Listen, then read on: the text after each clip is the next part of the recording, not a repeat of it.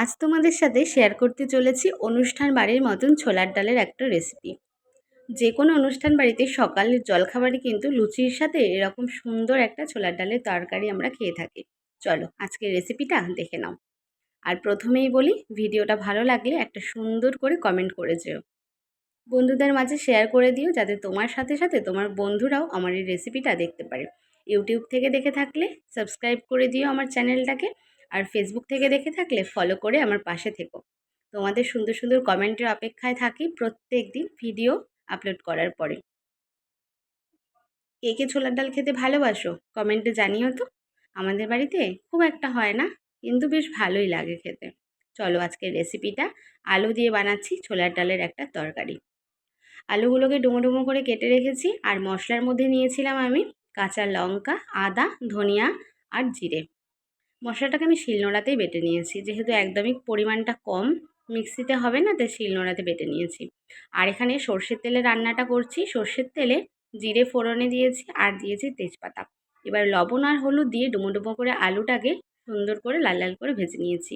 আর যে মশলাটা বেটে রেখেছিলাম সেই মশলাটা দিয়ে কালারটা সুন্দর করার জন্য দিয়েছি কাশ্মীরি লঙ্কার গুঁড়ো আর দিয়েছি হলুদ। আর লবণটা এখন দেব না, যেহেতু ডালের সাথেও লবণ দিয়েছিলাম সেদ্ধ করার জন্য, ওই জন্য আর এখন দিইনি। পরে একবার টেস্ট করে তারপরে দেওয়া যাবে। এবার মশলাটা দিয়ে খুব সুন্দর করে কষাতে হবে। আর কষাতে কষাতে যখন তেল ছেড়ে আসবে তখন আমি ডালটা দিয়ে দেবো। আর রান্নাটা আমি একদমই অল্প পরিমাণে তেল দিয়েই করছি, যেহেতু আমি যে রান্নাগুলো তোমাদের সাথে শেয়ার করি সেগুলো আমার একদম ঘরোয়া খাবারই। আর প্রত্যেক দিনের যেহেতু রান্নাবান্না, ডেলি যা রান্নাবান্না হয় দুপুরের বা সকালের বা রাতের, সেটাই আমি একটা সুন্দর রেসিপি করে তোমাদের সাথে শেয়ার করি। তাই তেল মশলা খুব একটা সবসময় দেওয়া উচিতও না, সবসময় আমাদের খাওয়া উচিত না।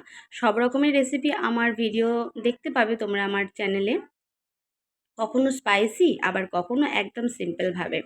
আমার ভিডিওগুলো তোমাদের কেমন লাগে বলো তো বন্ধুরা। আমার তো রান্না করতে খুব ভালো লাগে, আর সেগুলোই ভাবি তোমাদের সাথে একটু শেয়ার করি। ডালটা দেখো কথা বলতে বলতে হয়েও গেল। ডালটাকে খুব সুন্দর করে আমি লবণ দিয়ে সেদ্ধ করে রেখেছিলাম আগে থেকে। আমরা সবাই কিন্তু এরকম সিম্পল রান্নাও খুব টেস্টি টেস্টি করে খেতে ভালোবাসি। আর ডালটা অলরেডি আমার হয়েও এসেছে। কেমন লাগলো ভিডিওটা জানিও। স্বাদটা ঠিকঠাক করার জন্য দিয়ে দিলাম অল্প পরিমাণে চিনি। আর এই রান্নাটা একদম নিরামিষভাবেই করেছি। আর নামানোর আগে দিয়ে দিয়েছি একটু গরম মশলা। ব্যাস আমার রান্না কমপ্লিট হয়ে গেছে। তোমরা কে কীভাবে ছোলার ডাল রান্না করো সেটাও কিন্তু আমার ভিডিওতে জানাতে পারো। তাহলে তোমাদের দেওয়া রেসিপিটাও আমি একদিন ট্রাই করব। আর আমার রান্নাগুলো তোমাদের কেমন লাগে সেটাও কিন্তু জানাতে ভুলো না বন্ধুরা। তোমাদের কমেন্টের অপেক্ষায় থাকবো। ভালো লাগলে লাইক কমেন্ট শেয়ার করে পাশে থেকো। চলো টাটা, দেখা হবে নতুন কোনো ভিডিওতে নতুন কোনো দিন। তোমরা যদি আমার থেকে অন্য কোনো রেসিপি দেখতে চাও সেটাও তোমরা কমেন্ট বক্সে বলতে পারো, তাহলে আমি তেমনভাবেই ঠিক ট্রাই করব। আর ডালটা দেখো, না একদম ঘন করেছি না একদম পাতলা করেছি।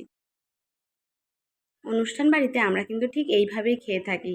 তবে কি রান্না করতে পারলাম অনুষ্ঠান বাড়ির মতন সেটাও জানিও কেমন লাগছে দেখে তোমাদের। চলো টাটা।